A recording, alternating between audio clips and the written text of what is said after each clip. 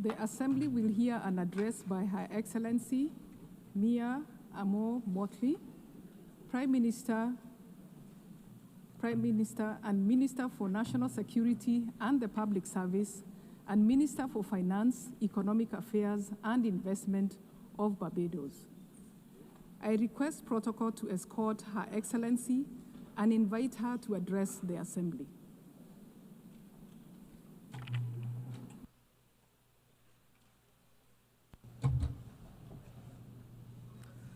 Thank you very much, Madam President, Excellencies, distinguished ladies and gentlemen.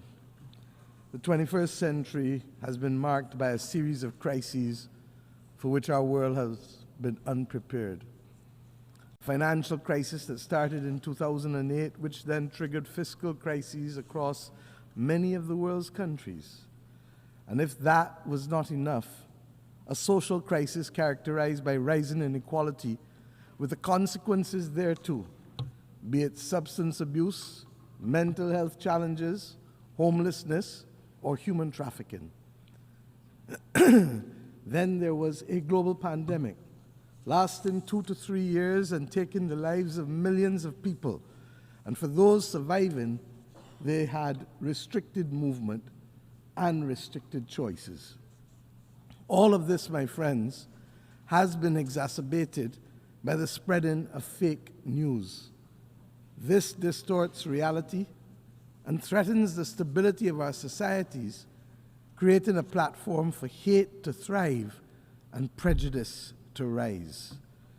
But deeper than all of these crises is a bigger, more insidious crisis that is undermining our domestic and global institutions that have promoted order, peace, and prosperity. It is, my friends, the crisis of truth. Excellencies, when we lose shared truth, our communities, our countries, our global society loses their center of gravity. At first, the damage may seem quiet. Words bend and facts drift in the service of political point scoring. But slowly, over time, we descend into political tribalism. We develop alternative realities and we are unable to understand each other and communicate with each other because we lack a center. Then we grow suspicious of each other. In the absence of truth, trust deteriorates. And we see it all around us, in global forums, and indeed on the blocks and in the communities in our own countries. Trust between neighbors, trust between the governed and the governing, trust in our instructions, trust in our social order, trust in our health systems, trust in our global rules, governance structures. It all seems, in the words of Chinua Achebe, to be falling apart. When we lack truth and we lack trust, law becomes theater, news becomes spectacle, and science becomes just another opinion. As I've had cause to say in this great hall on a few times, our world today worryingly resembles the world of 100 years ago. And this has become even more evident with the closing of our borders to both goods and to people. This has magnified the geopolitical tensions which had already taken root. Disturbingly, war, regrettably, has only entered the daily lexicon of the West, not when thousands were dying on the continent of Africa or in Myanmar, but when war came to Europe. Nevertheless, we still call for peace in the Ukraine. Only yesterday, a leading British newspaper reminded us that for 500 days, 260,000 people, virtually the population of my country, 260,000 people have been trapped in the Sudanese city of El Fasher. The article reported that while political progress stalls, Those who attempt to escape are killed, and those who remain inside are starved. The world must not ignore the horror in Sudan. And of course, I don't need to remind you that it must not ignore the horror in Gaza. The genocidal destruction taking place in both places must now have our full attention. And as it relates to Gaza, yes, there must be a release of the hostages taken on October 7th. But we have now gone to a point where all of our human sensibilities are offended by the continuous and disproportionate attacks on the Palestinian people and the failure to allow access by the international community to the survivors for the provision of humanitarian aid. The survivors are entitled, my friends, to use the words of Bob Marley. How can you be sitting there telling me that you care, when every time I look around, the people suffer in the suffering in every way, in everywhere? My friends, it calls to mind the Roman historian Tacitus, who quoted a Scottish chieftain fighting against the military might of the Roman Empire. And I mention only the last two sentences. They plunder, they butcher, they ravish, they make it desert and call it peace. They make it desert and they call it peace. The real tragedy of war is that these children, when they become grandparents, will still be answering the innocent questions posed by their grandchildren 70, 80 years from now as to how they lost their limbs. Granny, how did you lose your leg? And when they answer, we run the risk that the violence and hate will be perpetuated for another 2 to 3 generations. This is not why we have come together. This is not good. And Madam President, it is happening under our watch. We can and we must do better to secure the peace across the world in the name of the children. And let me say that at the very least, the international community must immediately find the funding to support the children of Gaza and the children of Sudan for the next 3 months. UNICEF has said that in Gaza it is $66 million that is needed for the next 3 months. And in Sudan it is $200 million. The money is mostly nutrition related, to reverse or to mitigate famine for children, and to provide water and sanitation and health interventions. And we should note that there have been multiple disease outbreaks, including cholera. So, Madam President, to be very clear as I move on, a lasting peace can never be achieved through violence, not continued bombing. It can only be achieved through justice as our guide and dialogue, talking. And lest we forget, where others are seeking to build the peace and to preserve humanity in Gaza, as we saw, the international community must not condone the bombing of those states who look to facilitate peace. It is a red line that we must never cross.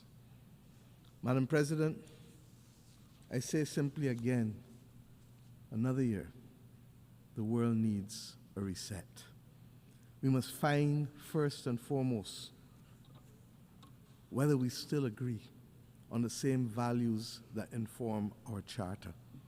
As simple as this seems, this is necessary in any reset, for values we all know have changed over the last 80 years, and we cannot assume that it is business as usual.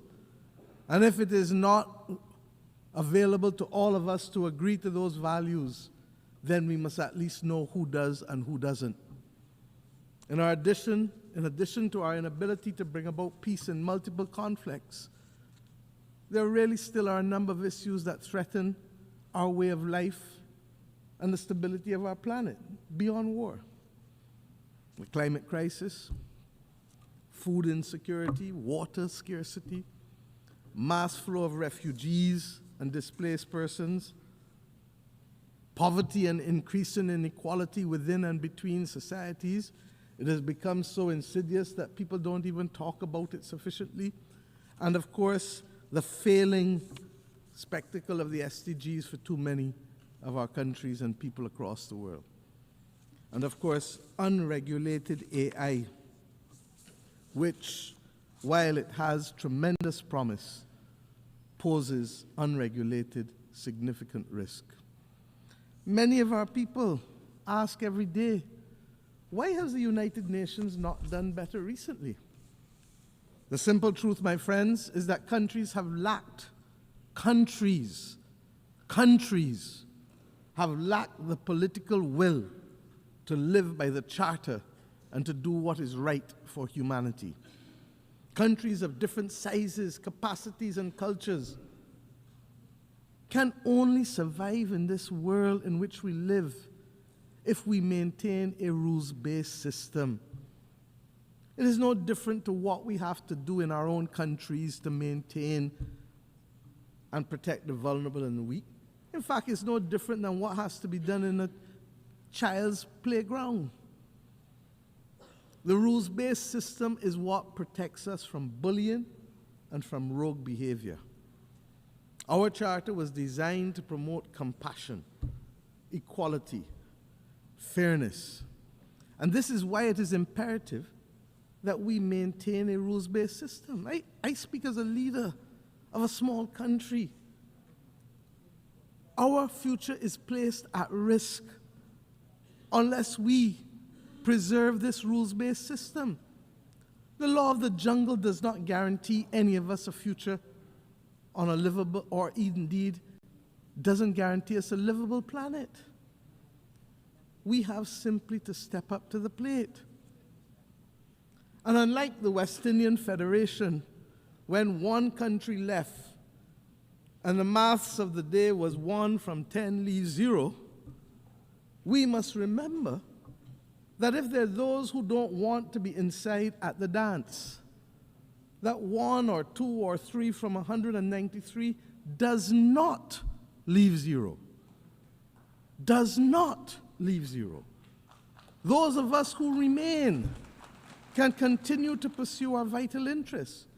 And we don't criticize countries for making sovereign decisions because that's what governments were elected to do. If that's not what they want, that's not what they want. But let us get on with the business and protect our vital interests of preserving a rules-based system, to strengthen us, to build peace, to allow us to better face challenges from climate to pandemics to unregulated AI, and generally to build a better life for our people.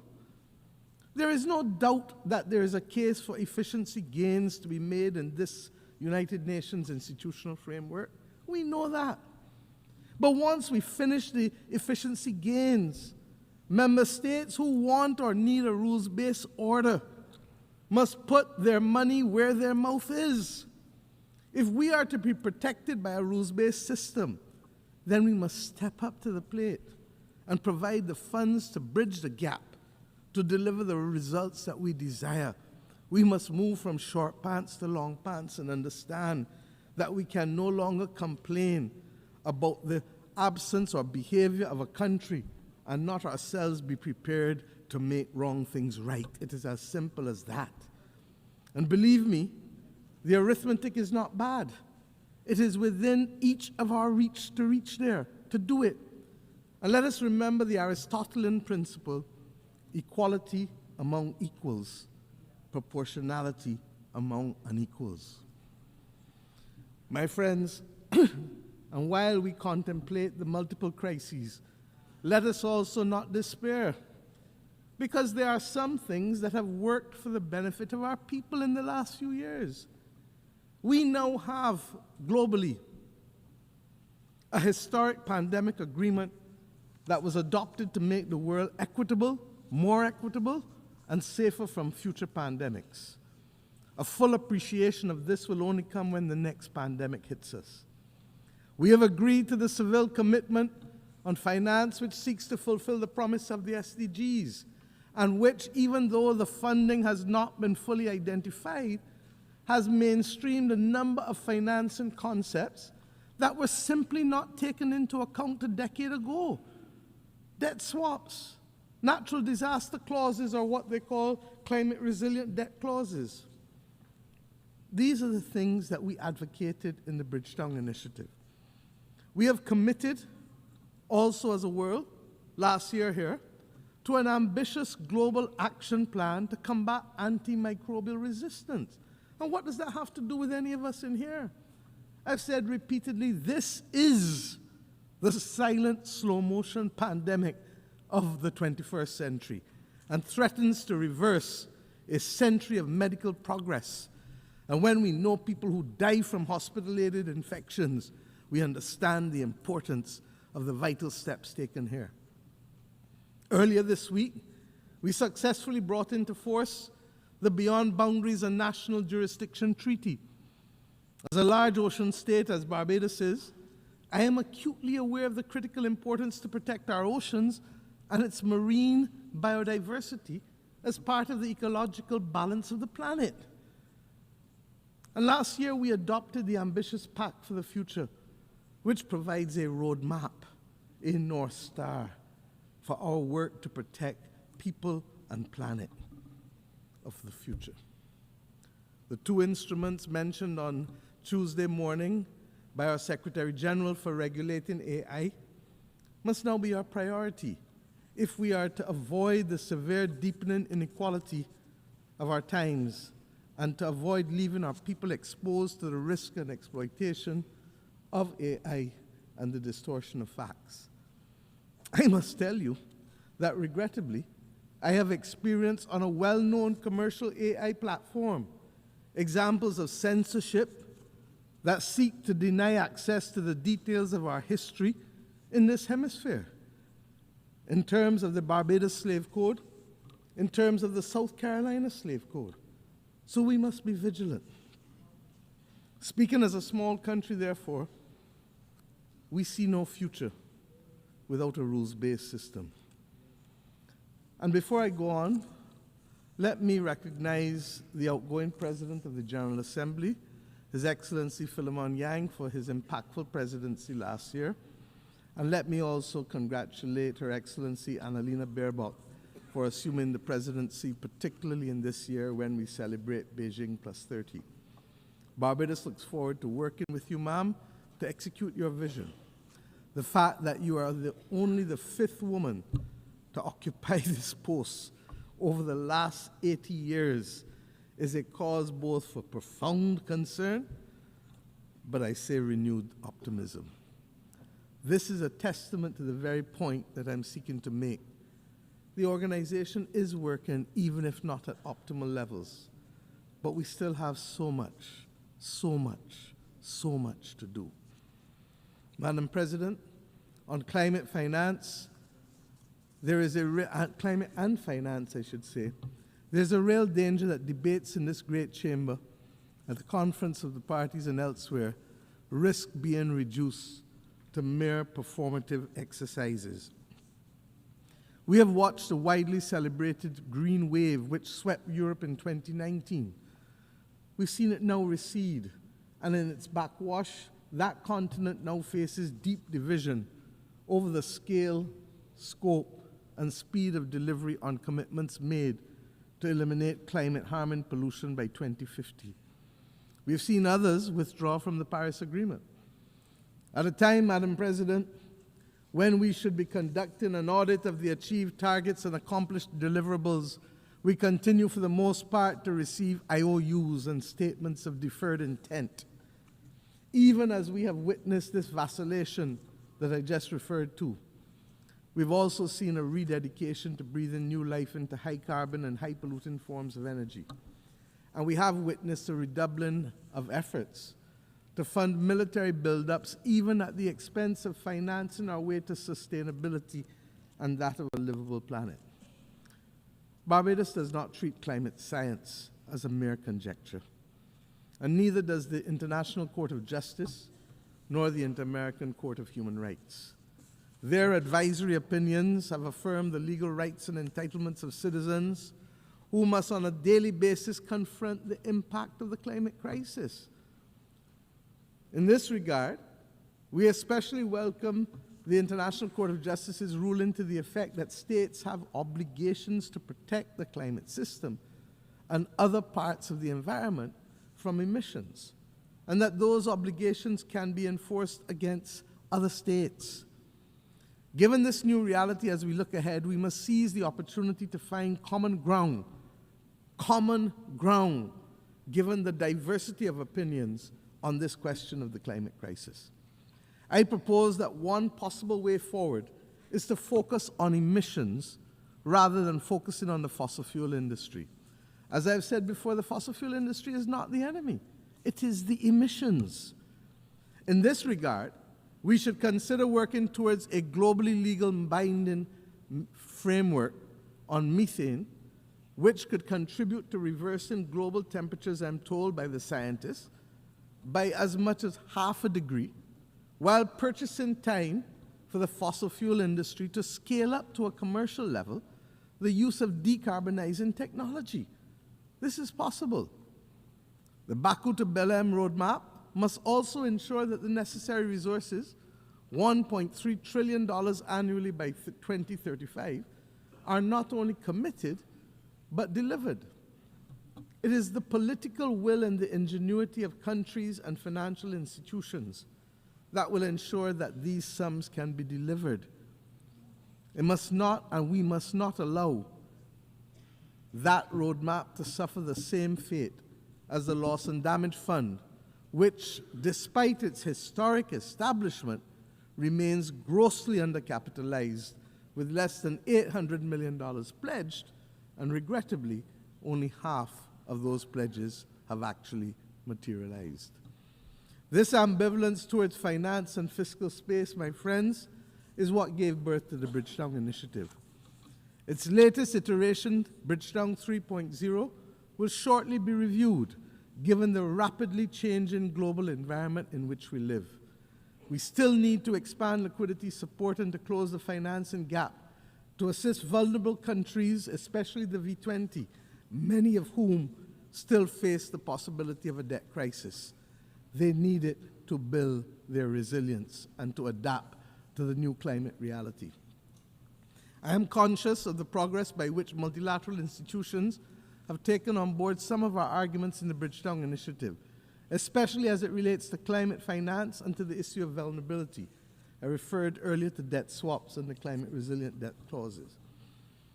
Madam President, all of these goals and many more can be achieved by a fully functional rules-based system, one that is ambitious in its goals, effective in its delivery, and fair in its organization. As UN80 process seeks to enhance the functioning of this organization, we must ensure that we put in place the initiatives that are not the exclusive outgrowth of budget constraints and cross-cutting exercises, but are instead initiatives that are people-focused, delivery-driven, providing the global population with the peace and the security and the quality of life that they deserve and that they are increasingly demanding. To this effect, the Security Council, we know, must be reformed. It must reflect the multipolar world that we now live in, and it must give an opportunity to recognize that there have been substantial geopolitical shifts since 1962 when you had your last reform, 3 years before I was born, and I turn 60 next week. Permanent seats for Africa and a seat that revolves for small island developing states are an essential part of that reform, because we all have perspectives that must be heard. You cannot ask us really to show up for family photos and votes when you need them, and then exclude us from the family's decision-making as if you are the grown-ups and we are the children. We are not minors. We are independent, sovereign states with full capacity, and we insist on being treated as such.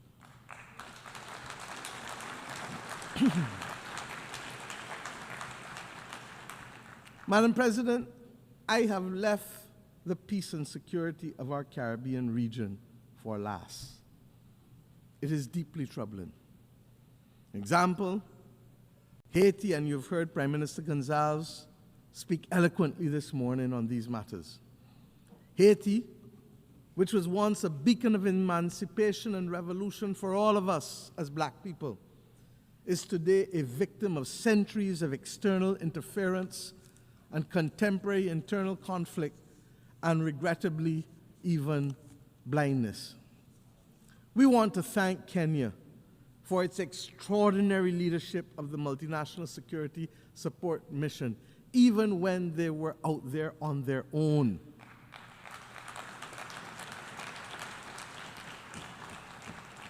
We look forward to the enhanced support of the UN Security Council and the Organization of American States, even as we maintain a strong watching brief for this valued member of our Caribbean community as CARICOM.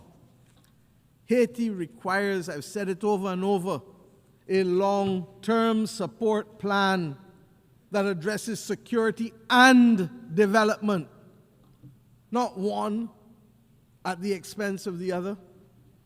With the requisite political will, the UN Security Council and the international development system are well equipped. They have the resources and power to deliver. We also want to urge dialogue with our friends and partners, especially in the United States, on the inescapable issue on the flow of small arms and light weapons, not only to Haiti, but indeed across this entire hemisphere, especially in the Caribbean with small states. Fragile economies in the democracies of the Caribbean community are now being threatened by this incessant flow of illegally obtained weapons and increasingly organized criminal elements which utilize them. But we will use the systems to deal with them collectively and in accordance with due process. We thank Secretary General Guterres for his unswerving support with respect to Haiti, and we now need others on board to ensure that Haiti can turn the corner and prepare itself for free and fair democratic elections. Madam President, Cuba has long been a source of support for many across the globe in times of conflict, health crises, and indeed colonial resistance, particularly in Africa. Cuba has paid, however, a high price for insisting on its right to self-determination. And again, yet again, we must be prepared to engage in dialogue in order to stop the disproportionate suffering and the deprivation that is being inflicted on the Cuban society by what is now globally seen to be an unjust embargo and other unilateral coercive measures. Barbados, my friends, reiterates its call for the end of the embargo and the removal of Cuba from the list of state sponsors of terrorism. This is unjust.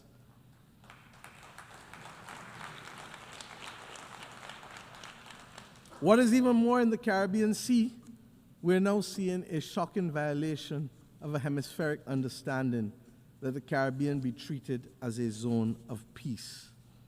There has been a buildup in military assets in the last few weeks in the Caribbean by both sides, by the United States of America and by Venezuela. We believe that any such buildup could occasion just an accident. And if it does, a simple accident can put the Southern Caribbean at disproportionate risk. I need not tell you, therefore, what a war can do. It is not acceptable for our islands, our countries, to be viewed as collateral damage. I say simply, for all who can hear and for all who read and can listen, full respect for the territorial integrity of each and every state in the Caribbean must be respected, and that includes all states. Almost all wars end as a result of dialogue. Let us make a greater effort to have the necessary conversations to prevent war. it is too simple. As I close today, I leave you with an image that has stayed with me for the last week of a young Palestinian girl of 6 or 7 years old walking in the midst of the rubble in Gaza. Her eyes were hollow and full of despair. It was clear that she was in great pain, but she carried her sister on her shoulders, both shoulders, clearly recognizing that it was she who would have to carry the burden of taking them to safety. My friends, this is the ultimate picture for me of hope and resilience. Let us be inspired that even in the face of the greatest adversity and challenges that the world faces, that we too can rise. For if a 6-year-old can push past the pain, all the physical and emotional pain, and still find hope that there's a better moment ahead of her, then we as leaders and members of the global community have a duty to summon that spirit. The world needs it now more than ever. It is not beyond us to forge a better world that is fair and just. 80 years ago, it was just a few countries that summoned that will. Today, those of us who were denied the right to be heard then must now be the core responders to this critical clarion call. I leave you inspired by the words of my own anthem as I think about the world. Inspired, I say, upwards and onwards we shall go, inspired, exulting, free, and greater will our world grow in strength and unity. If a 6-year-old child can summon the will against all that she faced, then we, with much, much, much more, and with a commitment and an obligation to many, many, many, many more, must summon that will. I thank you.